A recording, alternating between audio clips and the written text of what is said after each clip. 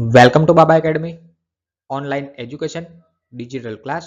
હું ગૌરવ મકવાણા બાબા એકેડમીના online digital platform ઉપર આપ સર્વે વિદ્યાર્થી મિત્રોનું હાર્દિક સ્વાગત કરું છું. આપણે ભણી રહ્યા છીએ ધોરણ 10 વિષય ગણિત, પ્રકરણ નંબર છે 14 સંભાવના. તેમાં સ્વાધ્યાય 14.1 વિશે અભ્યાસ કરી રહ્યા છે. દાખલા નંબર 1 થી 15 ભણી ગયા અને દાખલા નંબર 16 આજે જોવાનો છે. તો 16 ની રકમ કંઈક આપી છે. તો જોઈએ 16 ની રકમ કે ખામીવાળી 12 પેન આકસ્મિક રીતે 132 પેન જે સારી છે એની અંદર ભળી ગઈ છે. બરાબર, જો 12 પેન છે ખામીવાળી, બરાબર, કેવી ખામીવાળી, અને 132 સારી પેનો છે. બરાબર, હવે ખામીવાળી ને ખામી વગરની કઈ રીતે? જેમ કે તમારી પાસે કોઈ પેન છે, બરાબર, હવે એની અંદર રિફિલ પૂરી થઈ ગઈ હોય, આગળથી ઢાંકણું બંધ કરેલું હોય, બરાબર, અને 12 પેન છે એવી રિફિલ પૂરી થઈ ગઈ હોય, 132 સારી હોય, બરાબર. જો ઢાંકણું બંધ હોય તો તમને ખબર ના પડે, બરાબર, જો આરપાર ના દેખાવી હોય તો, બરાબર. તો એ શું કહે છે કે બંને પેનો કેવી ભેગી થઈ ગઈ છે. એવું શક્ય નથી કે કેવળ પેનને જોઈને જ કહી શકાય કે પેન કેવી છે, ખામીયુક્ત છે કે ખામીયુક્ત નથી, બરાબર, સારી છે કે ખામીવાળી છે, એવું ખબર પડી શકતી નથી.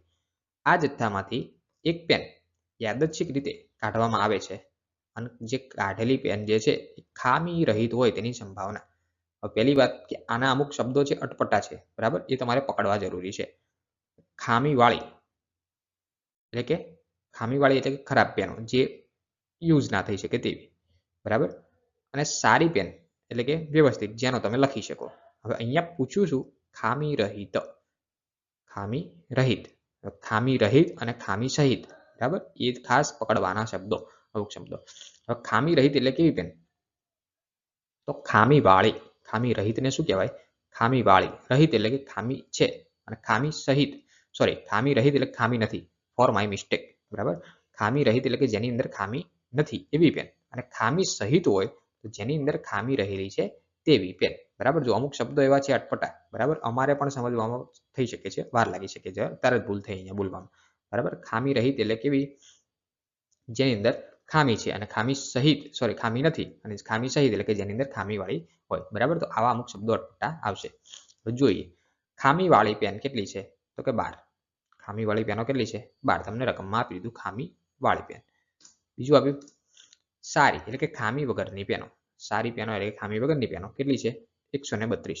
હવે બધી પેનો ભેગી થઈ ગઈ તો ટોટલ કેટલી થાય? તો કુલ પેનો કેટલી થાય? 12 અને 132 144 પેનો થાય. અહીં સુધી ક્લિયર? હવે શોધવાનું શું કીધું છે?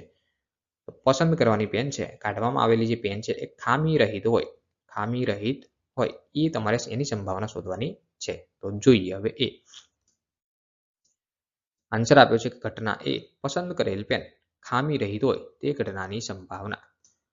પી ઓફ એ શું લખશો? પેન, પસંદ કરેલ પેન ખામી રહિત હોય અને છેદમાં કુલ પેનની સંખ્યા. તો ખામી રહિત પેનો કેટલી છે? તો કે 132, બરાબર.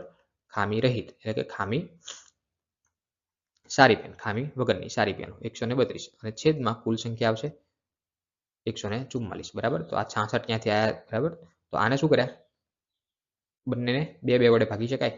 તો 66 દુ કેટલા થાય? 132 અને 72 દુ 144 થાય. તો બંનેમાંથી બે કટ થઈ ગયા, બરાબર. જો પેલા એકમનો અંક 2 છે તો બંનેને બે વડે ભાગી શકાય. આનો એકમનો અંક 4 છે તો આને પણ 2 વડે ભાગી શકાય, બરાબર. હવે અહીંયા કેટલા છે? 66 અને અહીંયા છે 36. તો હજુ પણ આ બંનેને બે વડે ભાગી શકાય છે. તો 33 દુ 66 અને 36 દુ 72, બરાબર. તો અહીંયા થયા 33 અને નીચે થયા 36. હવે બંનેને કેટલા વડે ભાગી શકાય? તો 3 વડે. 11 તરી 33 અને 12 તરી 36. તો આ થયો તમારો આન્સર, બરાબર. 11/2. તો માટે પી ઓફ એ બરાબર 11/2. દાખલા નંબર આ હતો 16, બરાબર. અહીંયા સુધી વ્યવસ્થિત ખબર પડી હશે, બરાબર. તો અહીંયા દાખલા નંબર 16 પૂરો. સો થેન્ક્સ ફોર અટેન્ડિંગ.